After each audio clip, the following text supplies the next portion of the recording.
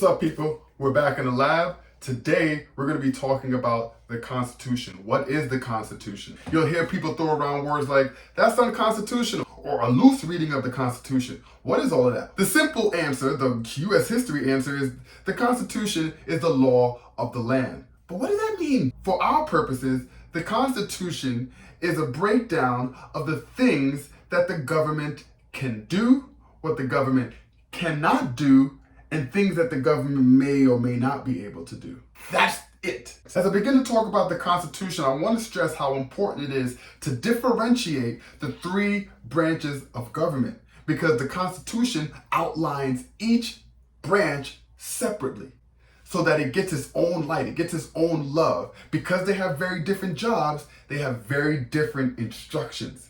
And it's important to be very careful in understanding the instructions that belong to the legislative branch, the instructions that belong to the executive branch, and the instructions that belong to the judicial branch. To the Constitution, Article 1, the brain, or the legislative branch. What can it do?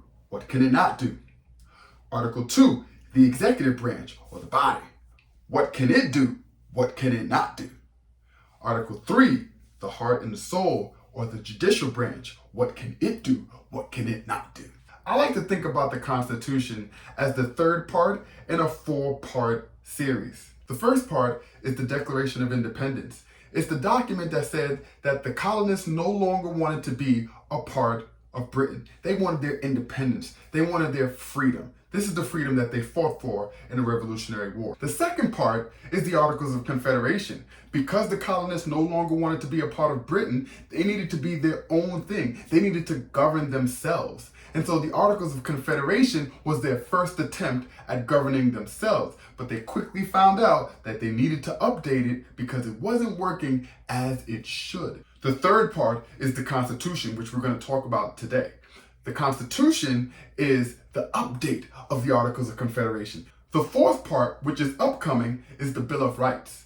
The Bill of Rights are the first 10 changes or additions to the Constitution.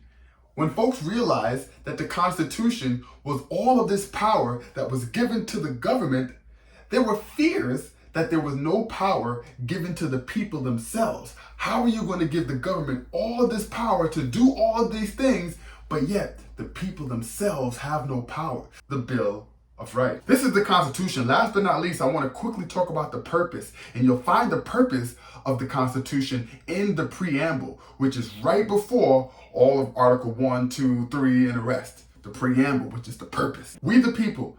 This establishes who's in charge. It's us.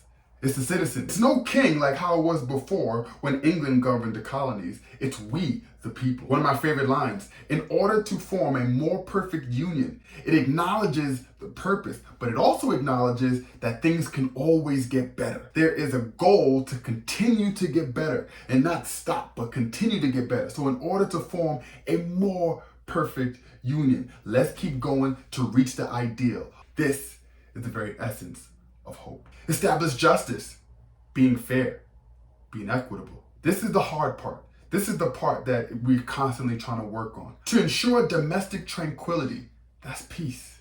That is inner peace. How do we as a country ensure that there is peace within the country? We don't want civil wars. We want peace. We want to be able to coexist together as one big happy family. Provide for the common defense. How do we protect ourselves as a country? Remember back when they were colonists, it was very difficult because they were kind of splintered. New York, New Jersey, Connecticut, they were kind of its own little countries. How do we now get together and provide for the common defense? They do that in the Constitution. Promote the general welfare. Now this is a little bit controversial sometimes because different people that are citizens of this country need different things for them to be well. So how do we as a country promote the general welfare of all? Secure the blessings of liberty for ourselves and our posterity. Maintain freedom. We just came from a not so great relationship with Britain. How do we maintain freedom for ourselves and our children and our generation? This is the goal. This is the purpose. So how are they going to do these things? A government, that's how they were going to do it. If you want the government to be able to help you do these things,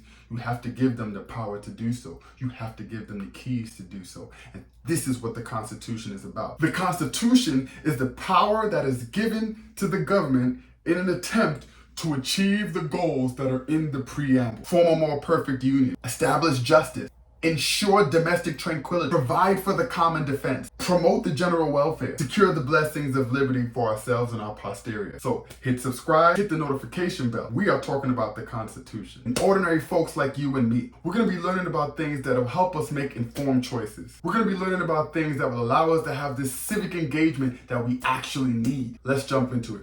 See you soon.